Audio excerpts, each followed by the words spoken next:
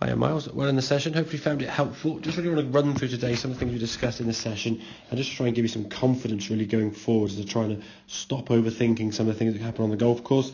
As you said last time, I think when it started to go wrong, your brain kind of went through a meltdown. So many thoughts sort of rushing through your head, and you just got in your own way, really, and you couldn't really make the swing successfully, just because there was too many things going on. So if we can just go through this sequence that we talked about last time, obviously you're setting up with the club down, then your grip, setting your posture, and then your feet set afterwards.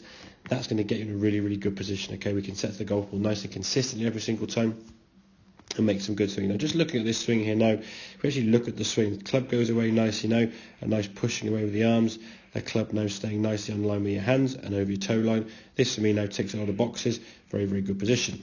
Then as we start hinging the wrist at the top of the backswing now, we're getting the left arm across your chest nicely. The angle of that club now is down towards the golf ball, very, very good. Your left arm now working a little bit more up above your right shoulder, in a very, very good position. And as we discussed from the session, try to be more aware of what your arms are doing. Let the body kind of follow. With that sort of sensation you can see here now, it's pretty hard to say otherwise that you're making a full backswing there, that your chest is kind of facing back towards the camera and your back is facing to target. So you have made a full shoulder turn. Your hips have obviously rotated, as we can see. The right leg is starting to straighten, which it should do, and the knee is coming in. So all the body parts that we'd see in the golf swing that we want to see moving are moving. If we can just focus on where the arms need to kind of want to go up over that right shoulder, we can get ourselves in a much better position. I think the problem was you tried to make such a conscious effort to turn that you were turning so much with your body, the arms then got out of sequence and out of sync and kind of all over the place, and left yourself in a position where coming back to the golf ball was pretty impossible to be any sort of consistency in terms of strike. Now in terms of coming down, as we can see, arms start to fall down here nicely. If anything, I'm being a little bit critical. It's slightly steep. We can work on this a little bit more next time. The stuff we only explain now, what we'd look to try and see is the club to be a little bit more kind of on this slightly tilted. This will in turn increase the likelihood of hitting the club a little bit ground first, the fact the club's going a little bit steeper. But you do kind of sort of get the club back onto a good line here in this situation, back to a lovely strike, and then swing through nicely around your body to a good plane. And all these movements here now, as we can see, syncing up nicely for a good strike. The one on the right hand side, I'm just going to show you, just to sort of prove to you the fact that looking at the ball, keeping your head down, all these things that people tell us is an absolute load of whatever, because you can see that your eyes are shut, and you make a golf swing here now, and again, eyes are still shut, top of the backswing. Arms kind of fall down. Now in some ways this angle of attack isn't quite as steep, which is good. Okay, club coming back down now, tracking down that green line, striking the golf ball, eyes still shut, grimacing a little bit but eyes are still shut, and then releasing through to a good follow through, and that ball was sailing down the range a good 130 yards, pretty much dead straight. Now that is basically using feel to hit the golf ball. I think what happens sometimes when you get on the golf course, your eyes are telling you something that's sort of misleading. You're trying lots of different movements to try to accommodate and adapt to what your eyes are telling you, and you're over-analysing things. As we said, kind of your personality and your job and so on, you get very analytical, which is fine. I'm the same as that way.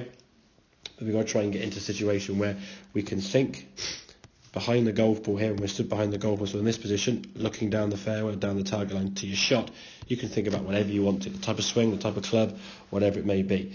Once you get over the golf ball, it needs to be a little bit more reactionary. Hit a golf ball, see where it goes, go and find it. If it's a bad shot, okay, let's just try and work out if maybe it's 1 or 2 bad shots in a row, so be it. If it's 3 or 4 or 5 and getting a sort of consistent basis, then we can look at what the problem is. And the issue sometimes is when you hit one bad shot, for example, so we top it, the next swing now we hit the ground beyond the golf ball, and if we slice it, the next swing now we sort of hook the golf ball off to the left. So you're always just reacting from the previous shot, never really getting into any sort of consistency. It's just the last one went kind of over here, so now I go over there, the last one then dust on the ground, the next one up. It's a lot of inconsistency just because you're thinking different every single shot. There's a reactionary thought to the previous shot. So try to eliminate that as best we can. I do get, obviously it's easier said than done, but hopefully if we can do that drill. I think when we did, it's going to be difficult on the driving range, but get 4 or 5 golf balls kind of lined up like so. You start off at the first one and just go whack, whack, whack, and just keep going, okay? Don't stop, don't think. Just let your arms, your body and your rhythm just work together, and let your brain just activate in how it should do, rather than been thinking about an awful lot. So hope that all makes sense. Any questions, obviously feel free to give me a shout. Again, when you get down the drive range, if you want to, please feel free to send videos through. I do encourage you to do that. I say the more we can keep in contact and the more swings I can see of you in practice, especially when I'm not there, just in some way to see what you do. And even on the golf course, if you're out with the boys and it's going a bit wrong, get a film swing from either down the line as we're looking here now, or one from in front, sort of over this position as we do on the lesson. Just send them through to me with an instantaneous 2 or 3 seconds I can look at and say, okay, Miles, you're doing X, Y, Z. And before anything sort of becomes too sort of deep set in your swing, we can start making adjustments from that. So get some practice in. Next session we will be on the golf course, having a look at some of those longer clubs. Maybe it's the hybrid, the 3-wood out. Get that ball going down the range, down the fairway, sorry. Try to get those scores coming down and soon breaking 100. So any questions, I say, give me a shout, but I'll catch up with you soon. Cheers, Miles.